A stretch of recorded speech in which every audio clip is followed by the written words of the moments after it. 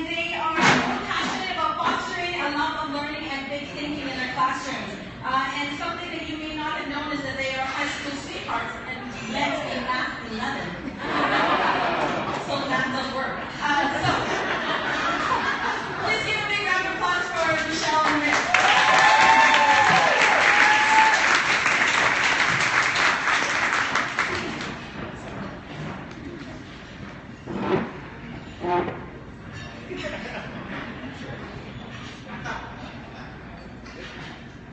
I continually ask myself if what I'm teaching today will have any merit or importance in a world that I can only make a vague prediction about.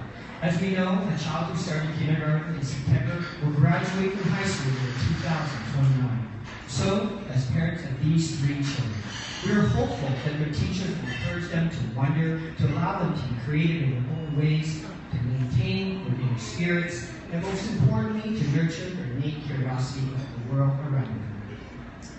To the future teachers of my Emma, Emma has always been a free spirit, getting lost for hours in an imagined world of saving lives as a spy or helping animals in her vet clinic. The countless dance shows and concerts seen on her, as she calls it, her Kyoki machine. When she feels safe, she will express herself confidently and yet can immerse herself in a playful, creative world that allow her to make sense of the world around her.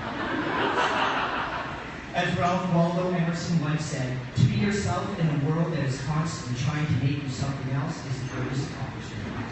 So, to Emma's future teachers, please allow her to express herself creatively, free of judgment by peers and others that will make her self-conscious about herself. But rather, her creative output is to be nurtured, encouraged, and celebrated. Please don't let your inhibitions or children's social rules about what is cool or not cool silence them or suppress her creativity and free spirit. Emma needs a place that inspires her to believe in herself, a place that she feels safe to express herself openly and freely, a place that allows her to maintain her free spirit. I don't want her to simply conform and become institutionalized and blend in as just another student, but to be nurtured as a creative, imaginative, free spirit that makes Emma, Emma. To the future teachers of my Jamie, you should know my Jamie was born fearless. From the day he was born, he was not afraid to take risks.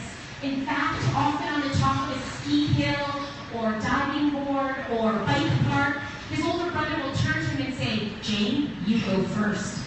And without hesitation, he always does. I remember once watching him play hockey when he was 6 years old. He was skating towards the goal in a breakaway. Before he got there, he stops, he tries to do a spinorama, shoots, and misses.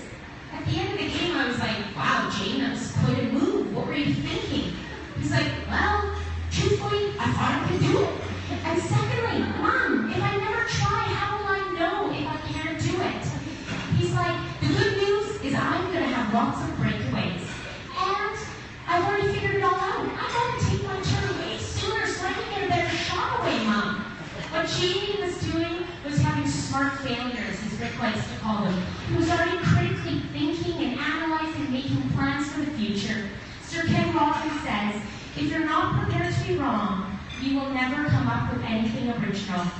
So to the future teachers of my Jamie, please create an environment where he feels safe and not afraid to take chances with his learning.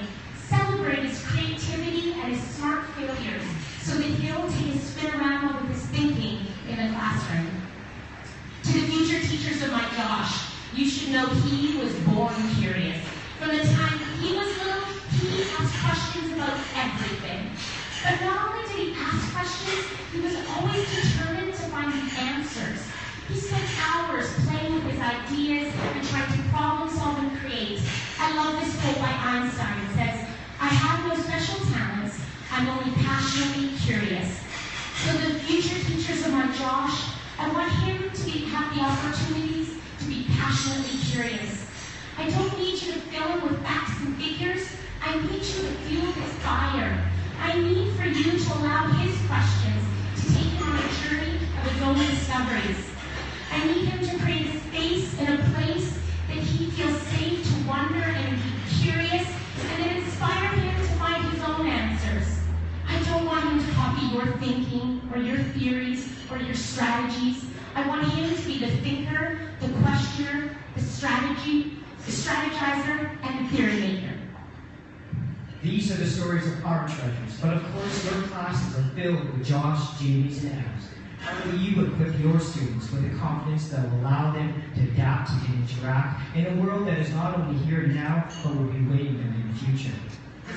So we must remember that each child is competent and curious and creative.